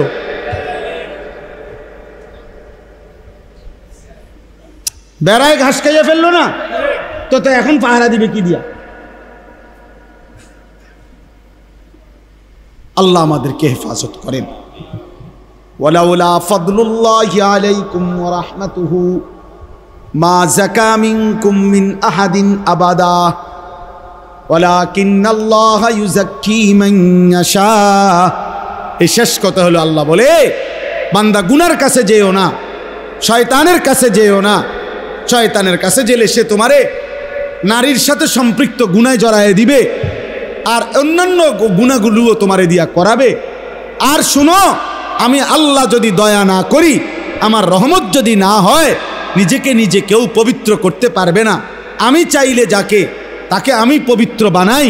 অতএব আমার বিরোধিতা কইরা, আমার নাফরমানি কইরা, আমার অবাধ্যতা করে, প্রতিনিয়ত গুনাহ করে তুমি পবিত্র হইবা কেমনে? আমার দয়া মিলবে কেমনে? তুমি মিথ্যা বলবা, তুমি চুরি করবা, ডাকাতি করবা, তুমি জিনা করবা, বেবিচার করবা, তুমি সুদ খাইবা, ঘুষ খাইবা, কিস্তি নিবা, আর আল্লাহ তোমার জোনায়েত বাগদাদি বানাই দিব নাকি?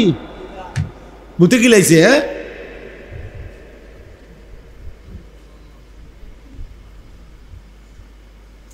আশ্চর্য। 24 ঘন্টা রাসূলুল্লাহ সাল্লাল্লাহু আলাইহি ওয়াসাল্লামের বিরোধিতা, আর নবী বলবে হাসরের ময়দানে, উম্মত আসো, মৃত্যু পর্যন্ত মাশাআল্লাহ বিড়ি খাইছো, তুমি তো আমার আশেকের রাসূল, আসো আসো আসো, আব্বা এদিকে আসো, যে আপেল মালটা খাও, আসো। হ্যাঁ, তুমি একবারে 60 বছর পর্যন্ত সাদওয়ানে বেডির নাচ দেখছো, টেলিভিশন দেখছো, তুমি তো আমার আশেক, আসো এদিকে আও, আসো আশেকের রাসূল, এদিকে আসো, বিড়ি খাই না আশেক এনো। এই তো নবী সুপারিশ নাকি? আপনি মস্কারি পাইছেন? হ্যাঁ, সুপারিশটারে মস্কারি বানাই দিছে। নবীর মহব্বত, নবীর মহব্বত বিরিয়ানি, নবীর মহব্বত জিলাপি, নবীর মহব্বত খিচুড়ি। হ্যাঁ, নবী সাল্লাল্লাহু আলাইহি সাল্লাম 23টা বছর কলিজাটা ছিঁড়ে কষ্ট করলেন, রক্ত ঝরাইলেন, পেটে পাথর বাঁধলেন, রক্তে ভেসে গেলেন। এত কষ্ট, এত যুদ্ধ, এত খুন, এত রক্ত, এত ক্ষুধার কষ্ট বিনিময়ে বছরে একদিন 12ই রবিউল আউয়াল আমনে ঢোল বাজাইবেন আর গেট বাজাইবেন, আর কিছুক্ষণ স্লোগান দিবেন আর বিরিয়ানি খাবেন, নবীর ভালোবাসা আদায় হয়ে যাবে। আমনে আশিকে রসুল, আর আমরা সারা বছর মেসওয়াক করলাম, দাড়ি রাখলাম, টুপি পরলাম, পাঞ্জাবি পরলাম, স্ত্রীর পর্দার খেয়াল করছি, ছেলে মেয়ের ইমান আমলের খেয়াল করছি, হারাম থেকে বাঁচার চেষ্টা করলাম যারা, তারা হয়ে গেলাম ওয়াহাবি, তারা হয়ে গেলাম দুশ্মনে রাসূল, আমরা হয়ে গেলাম নবীর দুশ্মন। এত বড় মিথ্যা কথা কেমনে বলতে পারলাম? এটা মিথ্যুক, মিথ্যুক, মিথ্যাবাদী। নবীর এশক, নবীর এশক দেখায়। হ্যাঁ, এশক ট্রাকের উপরে, এশক ট্রাকের উপরে। নবী সাল্লাল্লাহু আলাইহি সাল্লামের জন্মে আমরা অখুশি কেন? অখুশি হব পাগল? অখুশি হব কেন? নবী সাল্লাল্লাহু আলাইহি সাল্লামের জন্মে অখুশি হলে আমরা নবীজির নামে তো নিতাম না। কথা বলেন না কেন? আমরা তো নবীজির নামে কোনোদিন উচ্চারণ করতাম না। তো আমি মেসওয়াক করি কেন? আমি সুন্নত পালন করি কেন মিয়া? এটা কোনো কথা হইল মিয়া? এটা কোনো যুক্তি হইল? 60 বছর যিনি বুখারী শরীফ রাসূলের হাদিস পড়ায়, মনে করেন তাহলে যে প্রতিদিন নবীজির হাদিস পড়ায়, সে প্রতিদিন কতবার নবীজির নাম নেয়? সে প্রতিদিন কতবার সাল্লাল্লাহু আলাইহি সাল্লাম পড়ে? এতবার দুরূদ পড়ে প্রতিদিন। যে লোকটা ওই নবীর দুশ্মন, আর এবারটা জিলাপি খায়, এবারটা নবীর আশিক। উনি নবীর আশিক, আর রাসূলের মসনদে, হাদিসের মসনদে যিনি হাদিস পড়ায়, উনি হয়ে গেছেন নবীর দুশ্মন, ওয়াহাবি। উনি দুশ্মন। হ্যাঁ, আমরা চিড়া খাই, রামনে ভাত খান, আমরা বুঝি না, মানুষ বুঝে না। এই জন্য মানুষ আলহামদুলিল্লাহ আলোকে এখন আলোই বলে, অন্ধকারকে অন্ধকারই বলে। আগের সেই দিন নাই। নওজোয়ান নতুন প্রজন্ম আলহামদুলিল্লাহ এতটুকু যে ভালো মন্দ বুঝতে পারে। শুধু বিরিয়ানি দিলে ওনার দৌড় দেয় না, শুধু খিচুড়ি দিলে ওনার দৌড় দেয় না, ওনার দৌড় দেয় না। জিলাপি আমরাও দেখছি ছোটবেলায়, পলিথিন বইরা জোরের পর থেকে মাগরিব পর্যন্ত জিলাপি আনতাম 2 পলিথিন বইরা। ওনার এটি নাই, ওনারা এত চলে না। সব বাজারে খবর লন, জিলাপি বেচা কমিয়া গেছে। অতএব এটা জরুরি আমাদের বুঝা। আল্লাহর নবী সাল্লাল্লাহু আলাইহি সাল্লামের অনুসরণ, নবীজির একটা একটা সুন্নত মানা, তরিকা মানা, এটাই নবীর ভালোবাসা। আর নবীর ভালোবাসা বছরে কয় দিন? সারা মাস। বন্ধু আমার সারা মাস, বন্ধু আমার সারা বছর, বন্ধু আমার সারা ঘন্টা, নবী আমার সারাক্ষণ, নবী আমার সারা মুহূর্ত, তিনি আমার বন্ধু। প্রতিদিন, প্রতি রাত, প্রতি মাস, প্রতি বছর, প্রতি সপ্তাহ আল্লাহ আমাদেরকে বুঝার তৌফিক দান করেন, বুঝার তৌফিক দান করেন, তৌফিক দান করেন। আল্লাহ তাআলা আমাদেরকে তৌফিক দান করেন। আজকের এই মুবারক মাহফিল আল্লাহ তাআলা কবুল করে নেন। ছেলেরা শেষ পর্যন্ত যে কয়জন টিকলা, তোমাদেরকে বলে গেলাম ভাই, ভালো হও বাবা, আখলাক সুন্দর করো, চরিত্র হেফাজত করো, বড় মোবাইলটা থেকে নিজেকে বাঁচাও। বা একদিন তোমারে ফকির বানাই দিবে, একদিন তোমারে খোঁজ বনে রাখো বাবা। প্রতিদিন আমি কত ছেলের কথা শুনি, আমি ব্যক্তিগতভাবে অনেক ছেলে আমার বড় মোবাইলে, আমার শিক্ষকদের কাছে, আমার ছাত্রের কাছে এগুলো আছে, আমার হোয়াটসঅ্যাপ গ্রুপ আছে। আমি অনেক নওজোয়ান ছেলের খোঁজ খবর রাখি।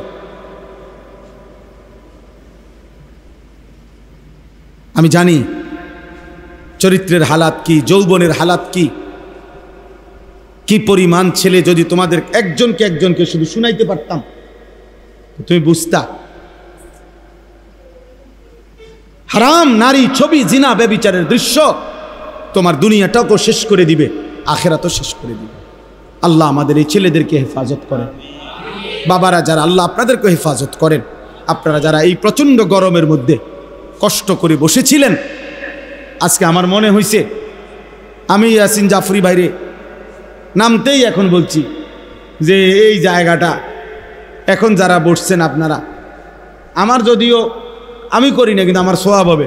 কারণ আমি চেয়ারম্যান সাহেবরে, হারুন চেয়ারম্যান সাহেবরে আমি প্রথম এটা বলছিলাম নাকি, হ্যাঁ আমি ওইখানে বসে আমি বলছিলাম যে এখানে আপনি এটা ইয়া বানায় দেন, তাইলে মজলিস হবে, দিনই আলোচনা হবে।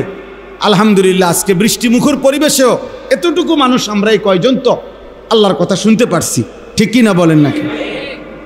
আল্লাহ তাআলা চেয়ারম্যান সাহেবের হায়াতের মধ্যেও বরকত দান করেন। আল্লাহ তাআলা এই মাদ্রাসাটা কবুল করে নেন। আমার বাপ, এবার আমি 5টা মিনিট মহব্বতের সাথে, একেবারে কোনো জোরাজুরি, সাফাসাফি না, পিড়াপিড়ি না, আমার এটা অভ্যাস না, কিন্তু আমি আপনাদেরকে মহব্বত করি। এখানের অধিকাংশ মানুষ আমি চিনি, আপনারা সব আমার পরিচিত। চান্দিনা আমার শ্বশুরবাড়ি, আমি আপনার শ্বশুরবাড়ি জামাই না, 6 গড়িয়াই তো আমার শ্বশুরবাড়ি, তেগুড়িয়া না আমার শ্বশুরবাড়ি, তো এটা 6 গড়িয়ার ভিতরে না। তাইলে